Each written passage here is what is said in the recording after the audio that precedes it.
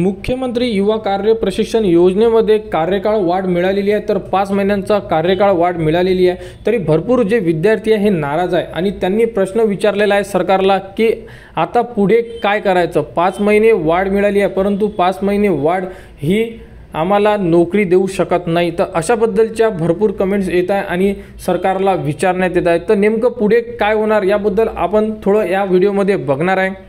तर बघू शकता युवा कार्य प्रशिक्षण योजनेमध्ये 5 महिन्यांचा कालावधी वाढ झालेला आहे। म्हणजे यामध्ये जे विद्यार्थी सध्या कार्यरत आहे त्यांना 5 महिने प्लस मध्ये मिळणार आहे, म्हणजे टोटल 11 महिन्यांचं हे प्रशिक्षण होणार आहे। आणि ज्यांचा कार्यकाळ संपलेला आहे ते विद्यार्थी सुद्धा 5 महिन्याचं प्रशिक्षण हे परत करू शकतात।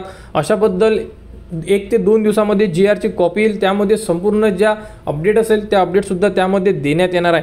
तरी जे विद्यार्थी कार्यरत आहेत त्यांना आता 11 महिने प्रशिक्षण करू शकतात।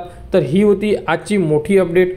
तर यानंतर जी ही प्रशिक्षण योजना होणार आहे, म्हणजे 11 महिने संपल्यानंतर जे विद्यार्थी सध्या प्रशिक्षण घेत आहे त्यांचा कार्यकाळ संपेल 11 महिन्यानंतर, तर पुन्हा जे नवीन विद्यार्थी सिलेक्ट केल्या जाणार आहेत त्यांना सुद्धा 11 महिन्याचाच कार्यकाळ राहणार आहे। म्हणजे जे 6 महिन्याचं प्रशिक्षण होतं युवा कार्य प्रशिक्षण योजना ही आता 11 महिन्याची होऊन जाणार आणि सर्व विद्यार्थ्यांना 11 महिन्याचं प्रशिक्षण मिळणार आहे। तर आता भरपूर विद्यार्थी विचारत आहे की आता पुढे काय होणार। म्हणजे जे विद्यार्थी यामध्ये कार्यरत आहे त्यांचा कार्यकाळ तर वाढलेला आहे, तर आता आम्हाला 11 महिने प्रशिक्षण दिल्यानंतर नोकरीची संधी मिळणार का। तर यामध्ये सरकारने स्पष्टपणे सांगितलेलं आहे की मुख्यमंत्री युवा कार्य प्रशिक्षण योजना ही एक फक्त प्रशिक्षण योजना आहे, यामध्ये नोकरीबद्दल कुठेही बोलण्यात आलेलं नव्हतं आणि यानंतर कालावधी वाढवण्याबद्दल आमच्याकडे कोणीही येऊ नये अशाबद्दल सुद्धा मुख्यमंत्री यांनी स्पष्टपणे सांगितलेलं आहे। तर यामध्ये कालावधी वाढ यानंतर होणार नाही आहे आणि जे नोकरीबद्दल आहे तर त्यामध्ये त्यांनी सांगितलेलं आहे की हे जे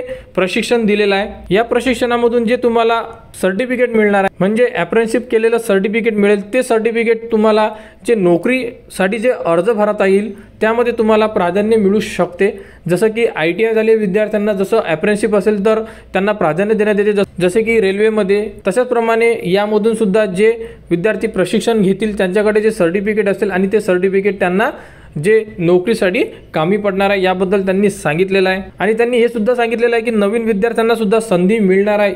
11 महिने प्रशिक्षण कंप्लीट झाल्यानंतर परत तेवढ्याच विद्यार्थ्यांना प्रशिक्षणासाठी बोलावण्यात येईल आणि त्यांच्यासाठी जी प्रोसेस असेल ती प्रोसेस सुद्धा करण्यात येणार आहे, म्हणजे यामध्ये नवीन विद्यार्थ्यांना सुद्धा संधी देण्यात येणार आहे। तर अशा प्रकारे यामध्ये अपडेट आलेली आहे।